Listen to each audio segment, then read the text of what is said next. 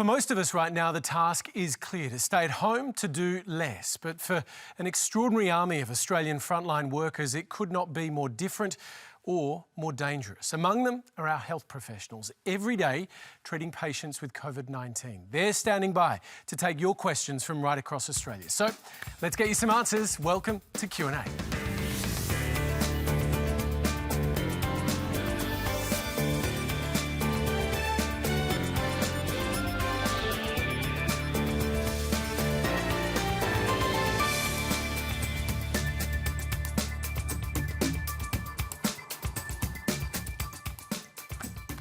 Hi there, it's great to be with you again tonight. Joining me this evening, emergency doctor and former AMA Vice President, Dr. Stephen Parnis, who's just today out of self-quarantine in Melbourne. Also with us, disaster management nurse Danielle. Also in Melbourne, GP Vyom Sharma. And in the studio with me, respiratory physician who cares for COVID patients at Nepean Hospital, Dr. Lucy Morgan. Also here to answer some of your questions this evening a little later, Liberal MP and former paediatrician Katie Allen and the Shadow Health Minister, Chris Bowen. And you can stream us on iView, YouTube, Facebook, Twitter and the Gram. Quanda is the hashtag. And I'm very pleased to say that G-Flip will be performing for you at the end of the show tonight. Stick around for that, but let's start with our first question from Olivia Costa in Newport, Victoria. Thousands of healthcare workers are being recruited back into the acute care setting. I left emergency because it was just so aggressive.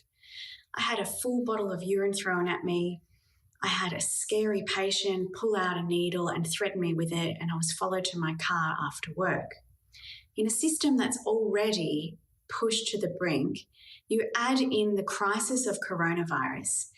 What are we doing to support our frontline workers and ensure their psychological and physical safety? Danielle, how are you doing? I'm good. Yeah. Oh, look, I completely understand. Violence and aggression is nothing new in healthcare. And, you know, prior to COVID, that was pretty much 90% of my job was managing episodes of violence and aggression. So I completely understand that. Look, I'm really fortunate to work in a hospital where we take that situation very seriously. We provide training to our staff. We have a fantastic clinical security hybrid model that responds to violence and aggression. But, you know, I understand people's apprehension in coming back in. You work at St Vincent's Hospital. You've been running a pop-up clinic today, I think. Yes. Are you seeing that heightened anxiety from the people that are turning up? Oh, look, no, to be honest, we have just been absolutely overwhelmed with the support of the local community. I mean, we've had people donating so that we have coffee every morning, and people have been buying us lunch, and, you know, so often people will be walking past and just say, you know, thank you for everything that we're doing to support the community at this time. Stephen Parnis, I'm interested in how you're sleeping at night at the moment. There must be so much pressure on a man like you. Not just me. There are a lot of my colleagues who are having difficulty with their rest. It's a stressful time for us all. One, because we're making enormous numbers of changes in our hospitals, but also we've seen what's happened overseas. And that's the sort of scenario that really worries us, the risk of being overwhelmed. I know you told our producers that you are actually waking up in the middle of the night thinking about some of the stuff you're seeing overseas. Yeah, there are nightmare scenarios there, aren't there, where there aren't enough beds, aren't enough ICU spots, health workers are overwhelmed. And my concern, my worry, as so many of my colleagues has, is are we going to be equal to this task? Because we want to be the best that we can be to care for people. Lucy Morgan, you're dealing with COVID-19 patients every day. I know you believe you're well prepared, but is it easy to rest at the end of the day? Hamish, it's not easy to rest, and I too am waking up in the middle of the night with fears, some of which are reasonable and some of which in the middle of the night aren't reasonable. I agree with Stephen that we are seeing our colleagues internationally dealing with nightmare scenarios of clinical days and nights. But I do feel like in Australia, and in New South Wales, I'm sure it's the same in Victoria, that we've spent the last couple of months preparing and planning. I actually think we really are prepared. We are hoping for things to go in the best way possible, but we are prepared for things to get worse. Danielle, each person involved on the front line is making individual sacrifices. You've actually sent your kids away. That's actually more to do with the hours I'm working at the moment and living in a shoebox in Sydney. And so, I'm really fortunate that I've got family in the country and, I've started work at 6 o'clock this morning and that's most days, So it's really about making sure that they're staying healthy and happy and, getting love and support when both myself and my husband are working long hours. Because he's a doctor as well. He is, yes. This must be incredibly difficult for you. Oh, look, I think it's more difficult because we've got friends and family that work both in the US and the UK and listening firsthand to them, what's going on for them over there. And so, my concern is for them. The same as Lucy, we're very well prepared here. But, it takes its toll knowing that, people you love and colleagues of yours are really struggling overseas. Okay. Our next two questions tonight are from Karen Liang in Templestowe, Victoria, and Jonathan Leslie in Mornington in Victoria. Hi, my name's Karen. I'm a GP with a question about PPE.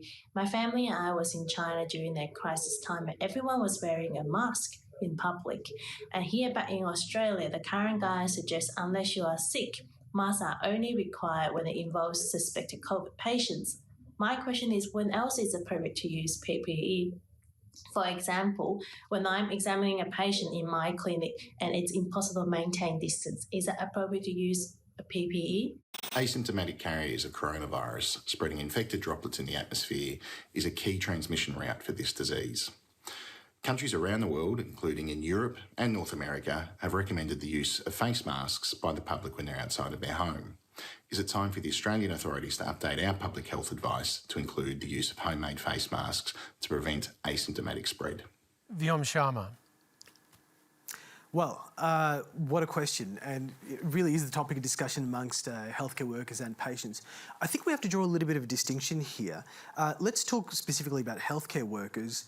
Masks, especially surgical and even N95 masks, are absolutely critical, not just to the safety of healthcare workers, but to protect the community. As correctly been said, we are major drivers of transmission back to the community if we get infected, and I do not think that current guidelines and protocols reflect the best evidence in terms of the amount of protection that healthcare workers need. It's a little bit more complicated when it comes to the community because the reality is this virus is 4-ish months old and we're still learning about what level of masks are going to work. Now, true that the CDC is now recommending cloth masks, but the reality is... This is in the United States, the CDC? Correct, yeah. In the United States, where there's a bit of a different situation going on, where they're suspecting millions of people are going to be infected very soon.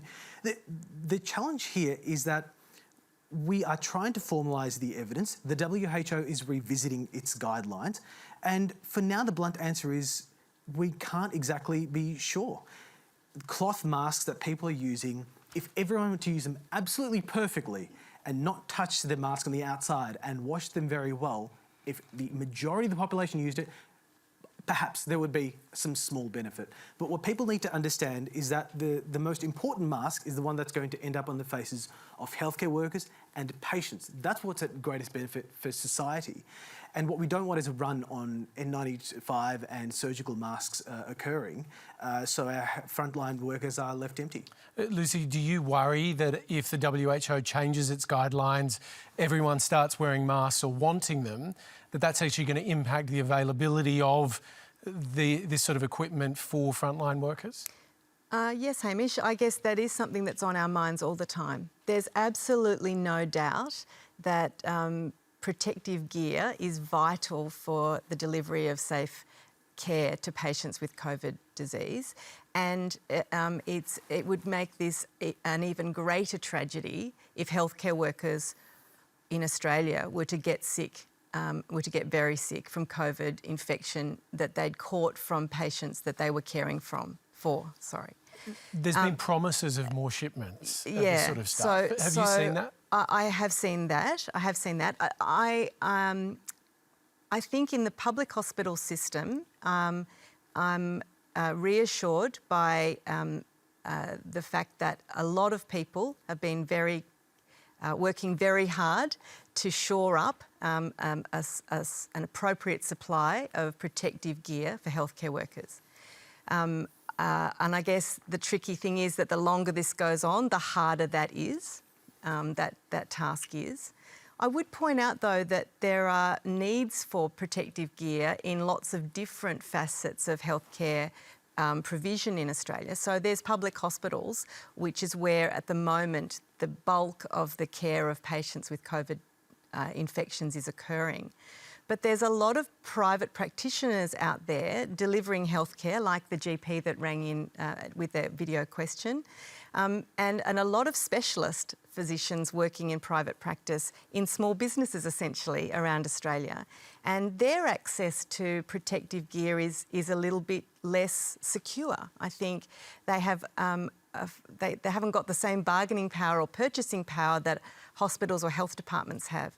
And I think that's another challenge for us. We've got a question on that. Could I say something, please, Hamish? Well, I just want to take this next question because it specifically speaks to that. This is from Chris Thomas in Frankston, Victoria. I'm a healthcare worker and already we're short of hand sanitizer and personal protective wear. What is the government going to do to remedy this? Because it's quite frightening for healthcare workers so early in this pandemic. So we will put this to the government in a moment, but Stephen Parnis, your thoughts? Yes, Hamish, I spoke to a number of colleagues around the country before coming onto the program, and I have to say that we're all very worried about the provision of personal protective equipment.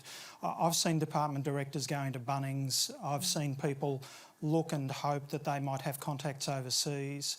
And it's probably the number one concern for health workers around the country at the moment. So can I just clarify, department heads are going to Bunnings to try and find personal protective equipment?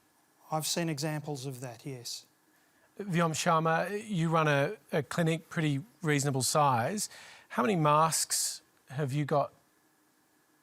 We are rationing probably down to 10 or something like that, and we're trying to save them from when we really need them. And the concern is that it's actually affecting the nature and quality of care we can provide.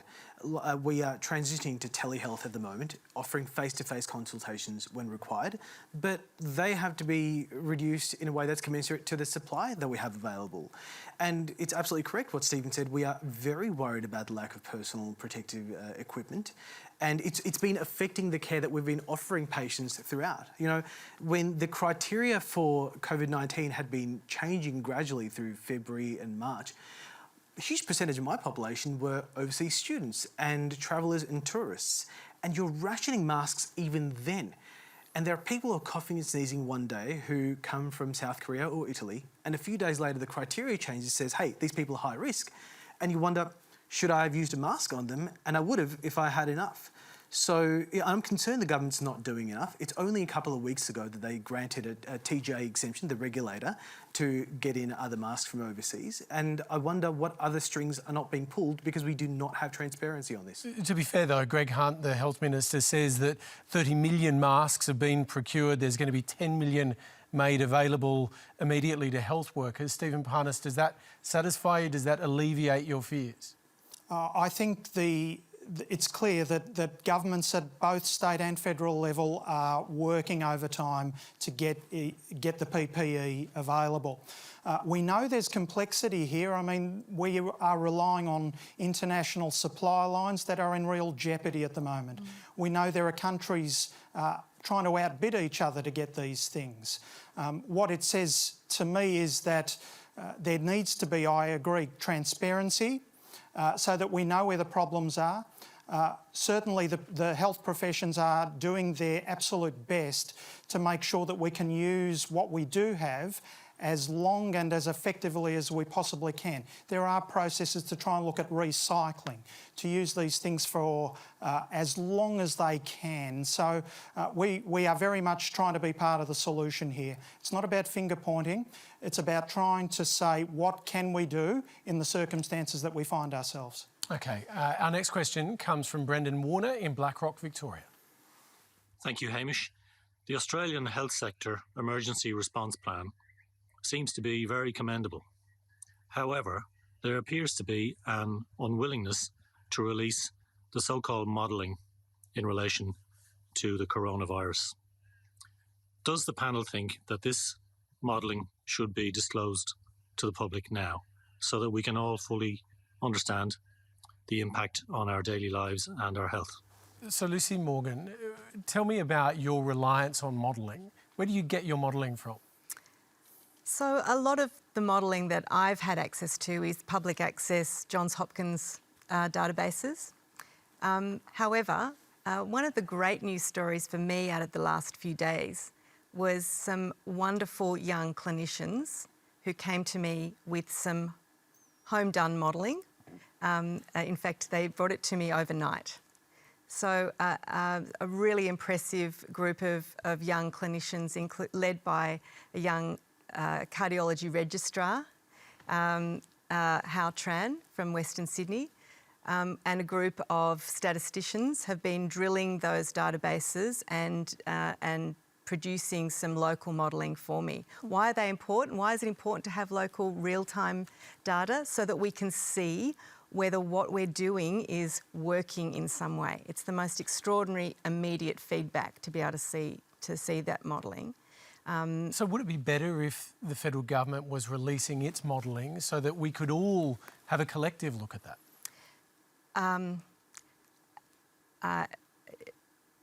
The information is always important, and would I like to see it? Yes.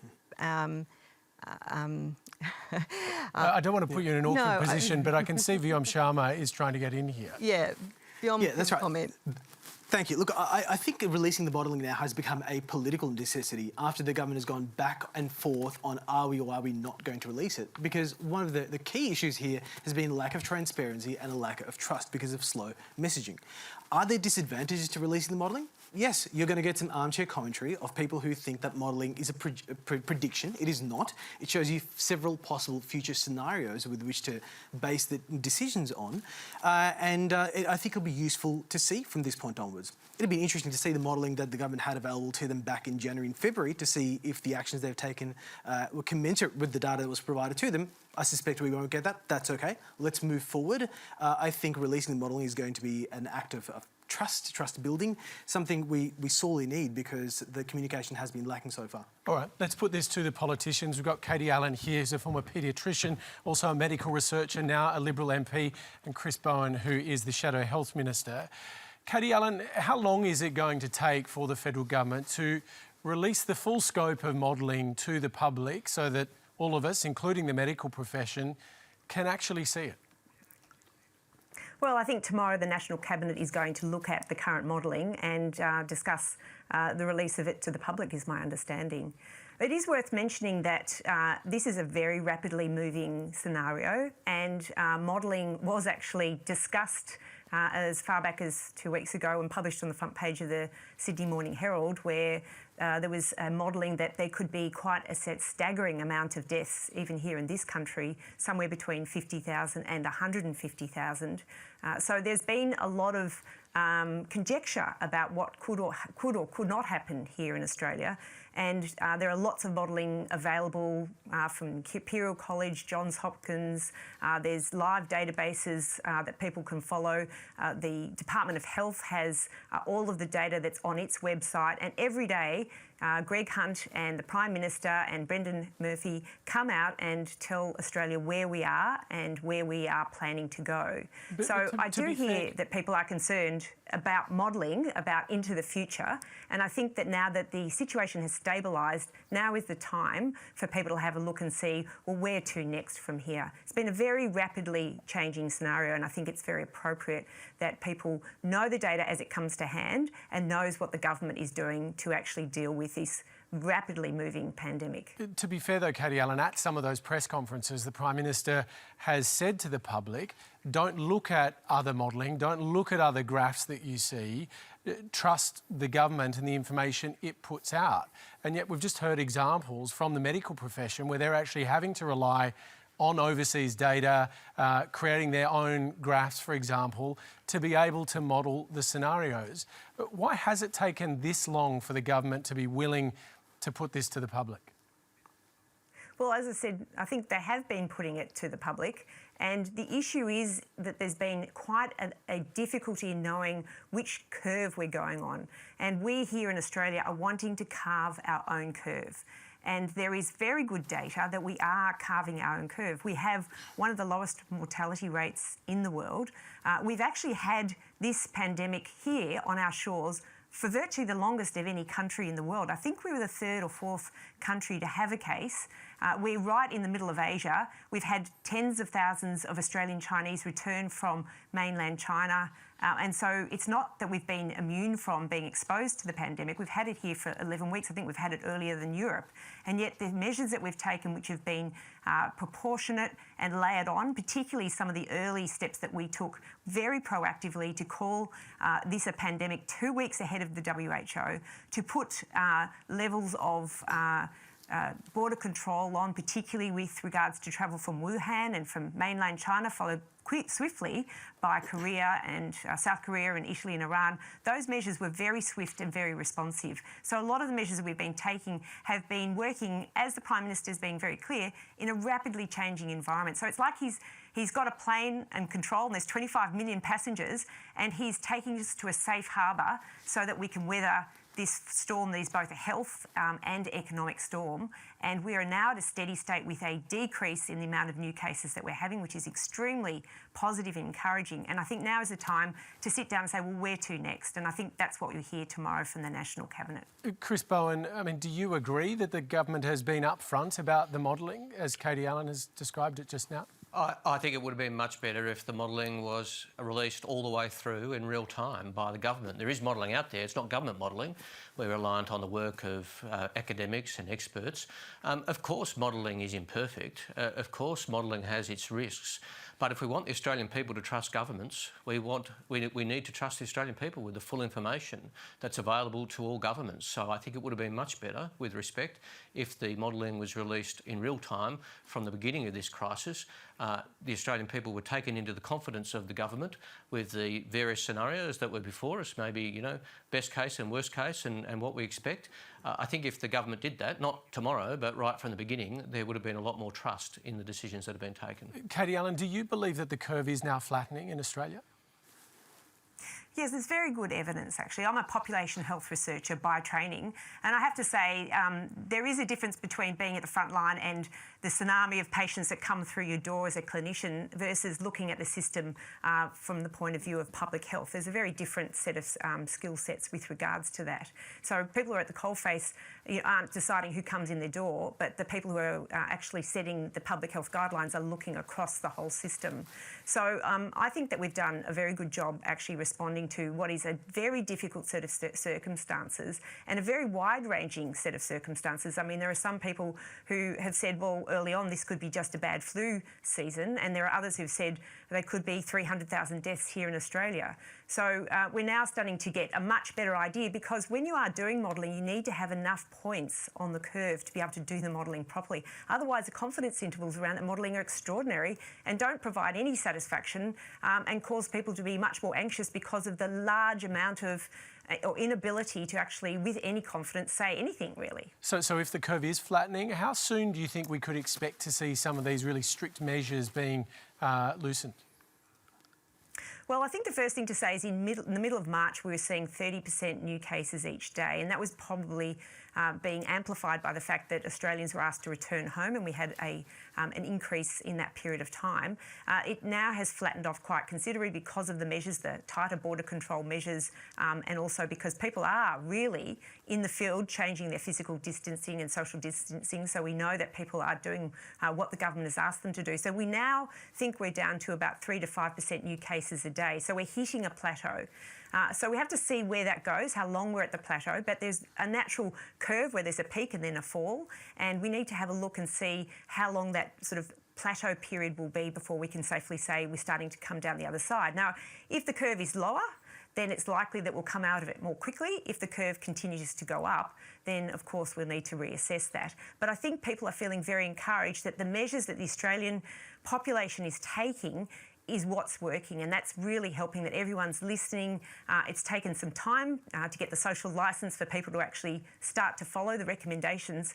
And again, as a population health researcher, I cannot believe in such a short period of time that people are doing such extraordinarily different things even than a month ago in their daily lives. And that to get that sort of level of change right across the population is amazing, remarkable, and all Australians should be congratulated that we are all helping to make a difference to this pandemic right here on our continent. All right, our next question tonight comes from Julie Rutter in Port Macquarie in New South Wales. Is there a plan for a register of people who have had COVID-19, as these people could be helpful to the country in the future months? Chris Bowen, is it your view that there should be a register, or at least a number put on the number of people that have recovered from COVID-19 nationally? Well, eventually there should be epidemiological research done on who's had it to track the spread of the disease. It's not 100% certain yet that you have immunity if you've had the disease. It's expected that's the case, but that's not proven. We're not 100% sure. So that's something that can and should be considered. What we do need at the moment, I think the most urgent priority is testing. We've done a good job on testing in Australia. I fully acknowledge that. I fully respect that. That's a good thing. But until and unless we get to the position where we're testing everybody with symptoms, which is more and more the case, not just people who've been overseas, but it is becoming more the case. We've been suggesting that for a long time. That's when we'll know whether the curve is really flattening. Of course, any signs of a flattening are very welcome. But until and unless we're testing everybody with symptoms, we won't 100% have a handle on the level of community transmission, and that's only when we'll have a full and clear picture. It's very welcome that there's some flattening in the curve, of course it is. But until we get to the situation where we're doubling cases around every 21 days instead of every 9 or 10 days, we still run a very real risk of unacceptable and unsustainable pressure on our ICU units around the country, our intensive care units around the country. That's got to be the aim, to get to that level of control of the disease, and we're not there yet. We can't be complacent. Some good signs, but there's a long, long way to go yet. Katie Allen, is it important that we know how many people have recovered from this? It's a question that is often asked. Yeah, look, there's a couple of points to make about what Chris just said. Firstly, there's different types of testing. There's PCR testing, which is looking at finding the RNA itself, which is the virus, and then there's antibody testing. Now, there is just an FDA-approved test that has been released that is going to look at antibody testing that'll be available commercially in the coming weeks. Now, when you have an antibody, then you know that you have a response to the virus that may make you immune, and there's two types of antibodies, one showing an immediate response and one showing a more long-term form of immunity. And we don't really know, as Chris mentioned, how long immunity may or may not last. We know people do get immunity because they do recover, and worldwide, if you look at the numbers, it looks like approximately 20% have already recovered from this rapidly emerging virus. But we can't really say how many have recovered at this point in time because, as you know, people don't tend to go back to doctors when they've recovered. That's a well-known epidemiological phenomenon. So we kind of have to wait much further into the epidemic to know how many are reliably recovering as we go along. But more importantly, if we're going to do proper epidemiological tests, we need to look at the antibody responses to see who has recovered and who may actually be asymptomatic and have evidence of the virus as well. Now, the one thing about this virus is it seems that the antibody response takes a few days to occur. So any antibody testing is really going to be more at a research level rather than helping us to know who has got the disease right at this point in time. But I will add that there's an exciting new test that is coming here to Australia that Greg Hunt, the Minister for Health, has got online. It's very exciting because it's a rapid test. It's a PCR-based test, so it looks for the RNA itself, and it's very reliable, and it can be done with a result in 15 minutes. Now, that point-of-care testing is going to be a real game changer because we can get results more quickly. People can know whether they have or haven't got the virus, and that will help with healthcare with a point-of-care rapid testing that is becoming available in the coming weeks. All right, the next two questions come from Stephen Sholem in North Ryde, New South Wales, and Michael Spence in Mentone in Victoria. I'm a 65-year-old retired suburban GP. Having retired from my solo general practice in December last year. I still have full registration. I have no skills in intensive care or intubation. Do you think doctors my age should be asked to risk their lives and come out of retirement? And if so, in what capacities? Should the Australian government consider employing migrant doctors and nurses who currently can't practice in Australia due to their qualifications not being recognised here? Chris Bowen, there is a huge demand for nurses, doctors, medical professionals. Do we need to be looking across the full range of options here? Yes, and there is some good work that's being done. The Chief Nurse, for example, has been looking at the qualification levels of international nurses who might be in Australia who haven't currently been recognised, and we support that work.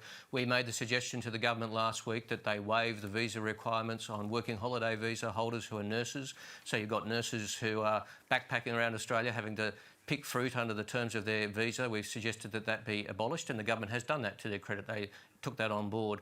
And there are plans and measures that have been put in place to encourage retired healthcare professionals back into the workforce where appropriate. There's got to be horses for courses. It's a terribly difficult position for them to be in, though, isn't it, when they're nearing those more at-risk categories in terms of age, to then consider going back into the front line. That's why it's got to be horses for courses, and it's not the right answer for everyone, and that's why you've got to be doing all the things. It's not just about retired medical professionals. There may be nurses and doctors who are not long retired who are willing and able to come back, and it would be relatively safe for them to do so, to help out in some way. Obviously, as the GP said, he's not an intensivist, he can't intubate, but there may potentially be a role for him to play in the broader healthcare system when the peak arises. But that's not for everyone. That's why all the measures need to be put in place, including considering international nurses and doctors and their level of qualification, including what's already been done in relation to nursing students. Again, we welcome that. That was a government move. We congratulate them on that. That's a good thing. That's a big tick from us.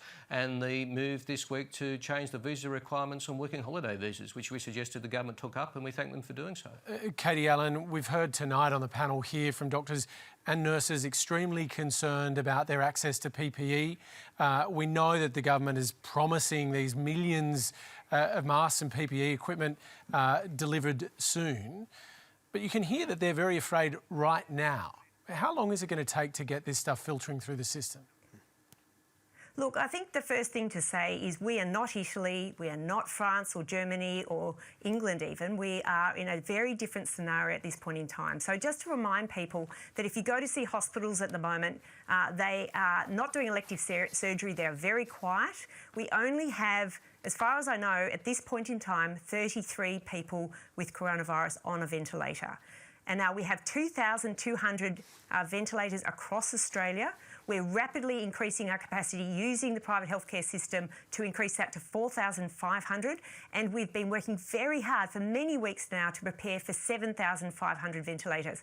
Now, that is where the capacity with regards to healthcare workforce needs to be concentrated. Because as most of the community knows, most conditions, most of this coronavirus is a mild condition, and you can actually stay at home and self-isolate.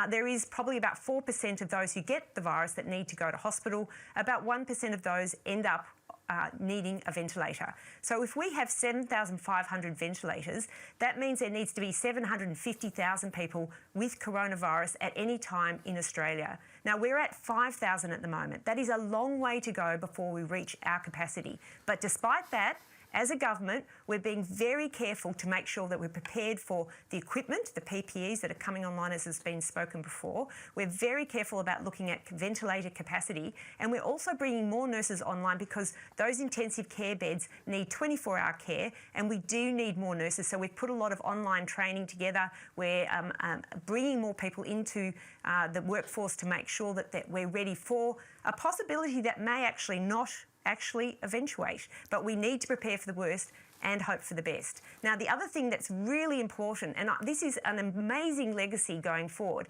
is the rolling out of telehealth. And I worked with Greg very early on in this in January. Spoke to him about the fact that as a paediatrician, we've been doing a lot of telehealth. I suspect he heard it from many sources. Greg's always very open-minded about hearing it from many sources, but we had a conversation a long time ago about, in this epidemic, about rolling out telehealth, and that allows frontline workers to get off the front line, which means we take the pressure off the PPE pressures that have been. We've also been increasing local manufacturing tenfold, including getting the ADF involved so that we can have more workforce to increase the amount of PPE equipment that is available. So, look, I do absolutely hear from my colleagues, my family, my friends who are all doctors, and friends overseas in the US and the UK, that Australia is so different from the US and the UK at the moment, at this point in time. Doesn't mean that we have any ability to, we have to be very careful about the future, and we need to worry about the future, but at this point in time, we're not there. Okay, another question from Omar Kanaki in Leichhardt. I have a question to the panel. Given the recent penalties and even jail terms issued to the public in relation to the coronavirus pandemic, do you think we're hastily and harshly punishing the wrong parties when it was government authorities who did not guarantee the thousands of Ruby Princess passengers upon arrival, which has led to the infection of 660 people in Australia? It is a bit unfair that their indecisiveness has gone unpunished, whereas we're no longer free. Chris Bowen, this is essentially a contrast between the penalties applicable to any of us for breaching the rules as citizens and what might be applicable in the circumstance of the Ruby Princess. What's your view? Can I just very quickly, Hamish, deal with the matter of PPE just before we deal with that, because I do want to acknowledge this is a red-hot issue. Not a day goes by when I don't get multiple calls from doctors and nurses about PPE. We should have the national objective of not one healthcare worker dying in Australia. Too many healthcare workers are dying overseas. I acknowledge the work of the government in very difficult circumstances, but that's got to be our number one aim. On the Ruby Princess and social distancing, we've been constructive. We've given the government ticks when they've got things right. The Ruby Princess is, frankly, criminal negligence, and the blame game that's being played between the Commonwealth and the state and the cruise company is just unbelievable. To just ask the cruise company, do you have anybody with COVID-19? No, we don't. Right, you are then. Off you come. 2,000 people into Sydney is just gobsmacking negligence, and there really has to be a full explanation to the Australian people about how Border Force let that happen. It is just unacceptable. On social distancing, our frontline health workers are the heroes of this, but they also serve those who stay at home. The best contribution many of us can make is to minimise our travel, minimise our action, and engage in very careful social distancing. I understand it's hard. I understand it is very frustrating when you see things like the Ruby Princess. I understand the point that Omar makes. But regardless of the negligence on the Ruby Princess, there's still an obligation on the rest of us as Australians to do our bit to take the pressure off the frontline healthcare workers. Katie Allen, there has been a political blame game that has played out very publicly over the Ruby Princess. I mean, was that the appropriate response to what happened, given the public health implications? Look, I think that the public rightly have been very concerned about what happened. I'm pleased there is a police investigation so that we can get to the bottom of actually what happened and that we can get the evidence for that and that we can learn lessons from it, that something like that never happens again. All right. Katie Allen, Chris Bowen, thank you very much. Lucy Morgan, I want to turn this over to you because at Nepean Hospital you've been treating some of the people that have come off the Ruby Princess. There are real-world implications as a result of what has happened. I mean, do you think we understand actually the magnitude of the decisions that were taken? I certainly know that the families of patients who are critically unwell certainly understand the implications of these decisions. I don't want to talk too much about the details of the release of the passengers, but what I can say is that this is a stark reminder of the potential for this virus to cause catastrophic effect on our community if it's left unchecked. And I think it's the unchecked bit that I'd really like to bring up. So, you know, I wonder if our audience would be interested in knowing what happens when a patient is so sick from coronavirus that they end up in hospital. What happens? So what happens is that they become breathless. They can't breathe. Every breath that they take is increasingly difficult. And so, when you're breathless, when you can't breathe, everything gets more difficult. As the disease progresses or as the illness progresses, the patient needs more and more oxygen to help their lungs to work properly. And then there comes a point where the care can't be delivered in a ward. So if you're in a hospital, you've been through an emergency department, you've been admitted to a ward somewhere, then you're having very close observation, you're being visited very regularly by the nurses who are caring for you. And then as you get sicker and sicker, your oxygen levels are dropping and dropping, and you need more and more support. There comes a point where that support cannot be delivered at a ward level, and a rapidly deteriorating patient with COVID-19 is a critical emergency. Patients that crash or require intensive care support deteriorate very, very quickly and have to be transferred to an intensive care unit where really all the effort of breathing is taken by a machine. You have a tube put into your airways and a machine breathes for you. And then as this COVID-19 infection progresses, all sorts of parts of the body start to shut down. So people's hearts don't work properly. Their blood pressure doesn't stay up. Their kidneys don't work properly. And so medication and machines are used to support those processes. Once you're in intensive care and you have a tube breathing for you, a machine breathing for you, machines keeping your blood pressure up, doing the work of your kidneys, you're not conscious. You're asleep, you're deeply sedated. Your family can't talk to you. In COVID-19, your family often can't be with you. So these are the sorts of things that are happening to our patients and to the families of our patients who are getting critically unwell. All of this is requiring enormous nursing interventions, huge amounts of nursing support and medical support. But can you imagine how terrifying it must have been for those patients, people who were getting sick on those ships? They weren't at home, some of them were with some families. They were getting sick and then they got off the boats, at least they were in Australia, and then they came to hospital because they were starting to get sick. So I think, the implications are very real when people get very sick from COVID infection. It can be a very lonely death. That's an absolutely devastating part of this illness. I think Stephen might be able to speak to this as well. The construct of progressive illness, very much alone, separated from most of your family and friends. We've got restrictions on the number of visitors that can come into hospitals. That's to keep visitors safe. It's to keep the traffic of new people coming and going from hospitals as low as possible to minimise the risk of transmission. But that means people who are in hospital have very, very small numbers of visitors and very small numbers of their family can come. So yes, a very lonely way to be very sick. This is another thing that I think, another aspect to this pandemic that's really going to have enormous implications for our patients and for us as carers. Stephen Parnis, I know you've thought a lot about the fact that it might not be a family member, it might be you that is there possibly holding a hand, if you can, when someone dies. Well, I'd say two things, Hamish. One, despite the most intensive support we can offer in intensive care, propping up hearts, lungs, kidneys, all of those things, many COVID patients still pass away.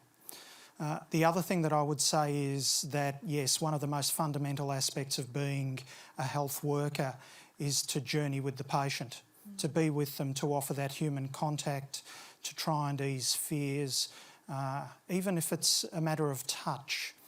These are the sorts of things that we should always and will give people, whether they are mildly unwell or whether they are nearing the end of their life. It's a privilege to do that. Our next question is on that. It's from Jane Hassler. Good evening. My question for the panel is, our drastic restrictions have seen people die without any loved ones beside them. In preventing contagion at all cost, are we stripping life of humanity when we need it most? Danielle. It's an awful thing to contemplate. As a clinician, you know, we do all sorts of things to really facilitate great palliative care, end-of-life care and things like that, and knowing that we're now in a situation in order to protect people that this is a reality, that there will be people in our ICUs that don't have their loved ones with them. It's such a contrast hearing all of you describe this tonight, this end-of-life scenario, with some of what we're told about this. If you're young, it won't affect you much. It's probably just a mild cold. It's so hard to fit everything that you're saying with all of this other stuff that we're being told. It is, and I think that's one of the great difficulties for the general public is at the moment in Australia, we're in a fantastic position. So we're not seeing the same scenes that are being played out in Italy and the UK and the US. People with sort of plastic helmets. And, you know, and so my concern is that without that being very real here, that people think, well, it's not that bad. We'll just, you know, we'll just go for a walk or we'll just go to the shops and things like that. But actually, you know, it doesn't matter how much we do on the front line and how prepared we are as a health system if every single person in Australia doesn't follow the social distancing, doesn't stay home, and as awful as that is, like that's when it's going to get to that point where we will have those scenes. So it's not really about what we're doing on the front line, it's what everybody else out there is doing. Yeah, I'd agree with Danielle on that. And the reframe of that is to say that the drop-off we've seen in the last week or two in new cases, the flattening of the curve, I have to say is the greatest gift that our community is giving to us as healthcare workers. Reducing the new cases, reducing the speed of new cases, of acquisition of new cases, the flattening the curve, that is the greatest thing. Absolutely. You know, it was lovely to see people clapping healthcare workers in Italy and you know, being given a free coffee is a lovely thing, but you could not get a better gift than... Do you feel the love from the Australian community for everything that you're doing? Yes, I do. I have to say I've had nothing but positive experiences in that sense. I've had nothing but wonderful responses from patients. Is it overwhelming? Is it overwhelming? It's brought me to tears. Yes, I think I'd agree with Danielle. I think that, no, it's not overwhelming. We are not overwhelmed, but it's very touching. It's very heartfelt. It makes an enormous difference. We don't feel unappreciated. I don't feel unappreciated at all. All right. Well, you raised this question of people going away and at Easter time and observing the social distancing. We're going to hear now from the President of the Rural Doctors Association, John Hall, who's in Launceston tonight. We've had a lot of questions, John Hall, from people wanting to know whether they can go away at Easter, whether they can go to the country, whether they can go to regional areas. This question is from Yuki Amura. As the Easter holiday arrives, I'd like to know why travelling to a holiday home or secondary residence is considered acceptable. Surely visiting your holiday home is not essential. Is this another case where the laws and the rules do not apply to the rich and privileged? John Hall. Yeah, look, we're very concerned about people moving into rural and regional Australia at this point in time. We've seen in the last few weeks convoys of caravans heading out west over state borders. The concern here is that these people might be taking COVID-19 into rural and regional Australia where it currently might not be. That's one thing. The other thing is we've got rural hospitals and healthcare workers and systems out there that are currently, already at a point where they're stretched. So if we have large volumes of people moving into rural towns, going into holiday areas that might be, close to rural hospitals, and the COVID-19 surge comes, we're going to find that these hospitals will be even more overwhelmed than they would be, even just dealing with their own communities. And furthermore, these people are putting their own lives at risk. So if they're in a rural hospital where ends up being 3 or 4 COVID-19 patients, and there's only 2 beds, there's only 1 ventilator, you've got minimal staff, minimal equipment, and also they can't be retrieved. So we're expecting that the retrieval system in Australia will be at capacity and potentially overwhelmed. So these people are putting themselves in harm's way, but they're also putting the rural communities that they're going into in harm's way as well. Because, John Hall, a lot of people, perhaps well-meaning, might want to go to a regional area to help out with tourism at this point in time. They might feel like they're better off being away from the major cities where there are these so-called hotspots. Are they doing a sensible thing? Are they doing the moral thing? Not at all. They need to listen to the authorities. They need to listen to government and our public health experts that are saying, please stay at home. This is about making sure that you're not putting other communities at risk and putting yourselves at risk by moving into areas where the resources are stretched already. It's also going to have an impact on essential groceries and services and other things in these areas. So it's really important that these people listen to these messages. We welcome the move by the ACT yesterday to actually make it illegal to actually go on holidays at this point in time for exactly these reasons. People's lives are at risk. You know, this is real. If you were ending up in a rural hospital and there's 3 or 4 patients ahead of you waiting to be transferred to an ICU in the city, you could die in that bed. We're genuinely concerned that Australians might die waiting in rural hospitals for beds in the city. And if we explode the population in rural areas now, that's going to only make the situation worse. Well, I think our next question for you really puts that into sharp focus. It's from Mary Goodacre in Canowindra in New South Wales. Orange Base Hospital only has about half a dozen ventilators in its intensive care units. The base hospital serves a large part of regional New South Wales, including the small town that I live in. What plans are in place when locally acquired cases of coronavirus start to spread through regional New South Wales? Can we rely on intensive care capacity in cities like Sydney to support us? Will people in regional areas be able to rely on capacity in big cities if, in fact, this all happens at once? Look, we're genuinely concerned about the access to ICU beds for rural Australians and regional Australians for that matter. We have a number of high-quality ICUs across regional Australia.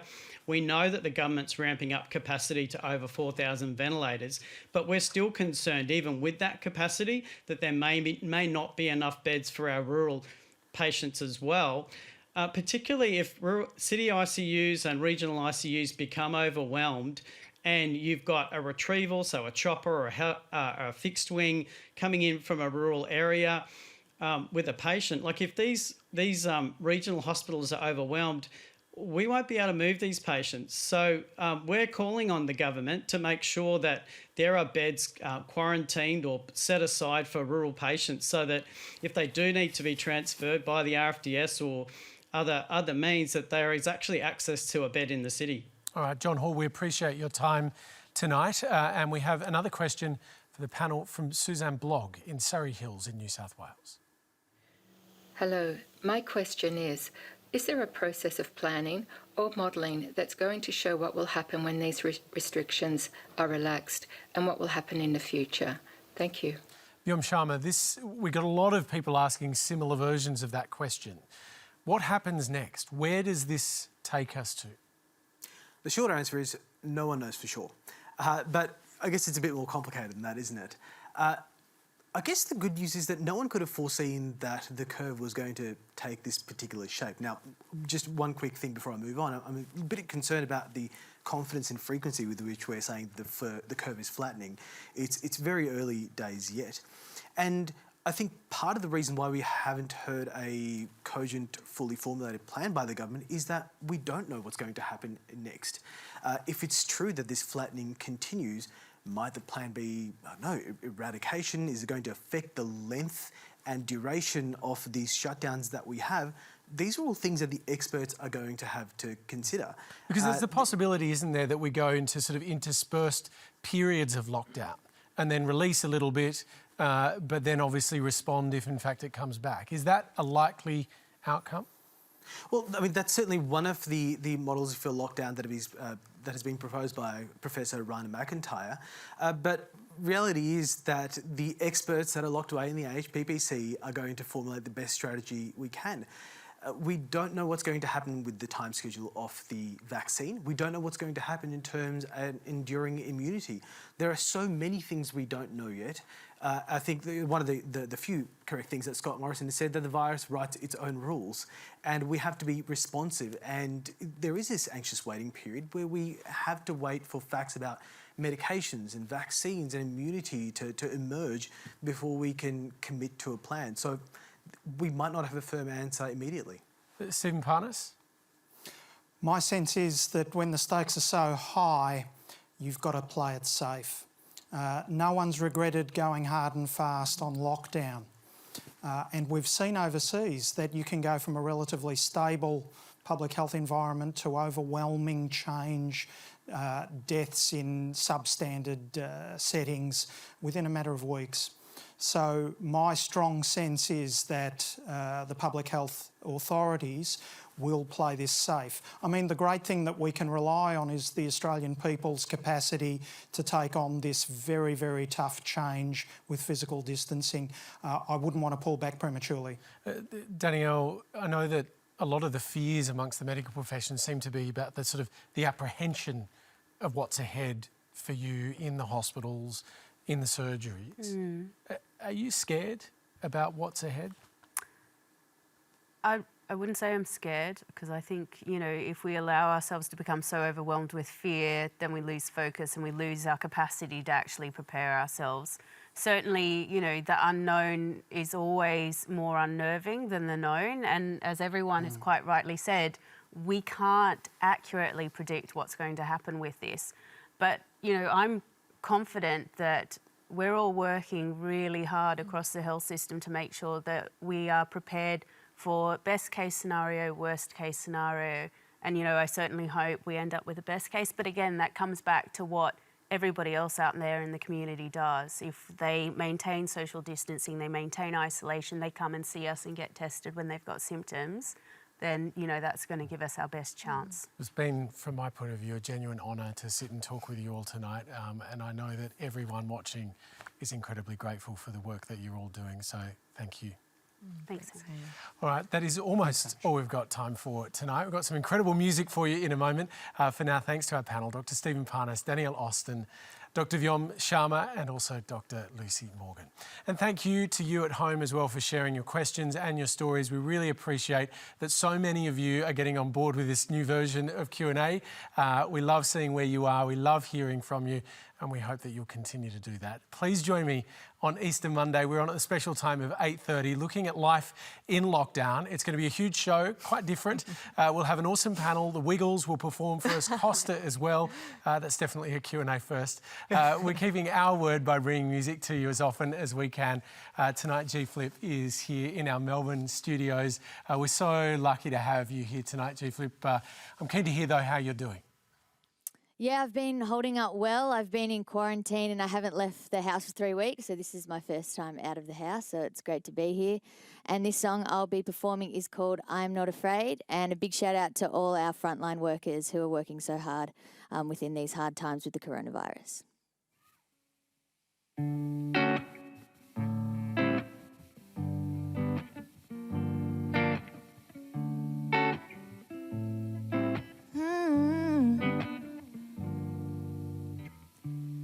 I am fine, feeling lonely. I found comfort in what's here. You know I don't mind that you're out the door. Pick myself up off the bedroom floor. Yeah, this it, baby. Yeah, this it, baby. I love. So take me as I am, watch me as I go.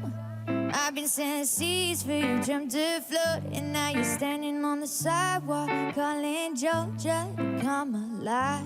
But she's been dead the whole time, and I tried, and I cried. I am not to do this alone. I know that it scares you, but I am my own home. I am not afraid to do this alone. I know that it scares you, but I am my own home. And I've cried. I am not afraid to do this alone. I know that it scares you, but I am my own home. Don't care if you don't like me, you know you're full of it. I'm standing on 2 feet now, it was hard to admit. You were part of my story, a world that we get built. But I have overcome it, and acknowledge that you and I saved the love soul. I'll run with all wind and I'll grow a set of wings and free fall into my world where I own all. So take me as I am, watch me as I go. I've been saying seas for you, dreamt to Florida. Now you're standing on the sidewalk, all in Georgia. Come alive. I am not afraid to do this alone. I know that it scares you, but I am my own home. I am not afraid to do this alone. I know that it scares you, but I am my own home. And I've cried. I am not afraid to do this alone. I know that it scares you, but I am my own home. Change your love, change your love, change me. Change your love, oh change your love, change me. And I have lost all that I have found. Pick myself up off the cold ground. Yeah, this is baby, and this is baby, I love, love. I'm not afraid to do this alone.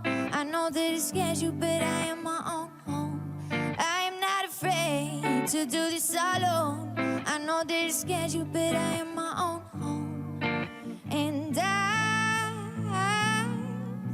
cried.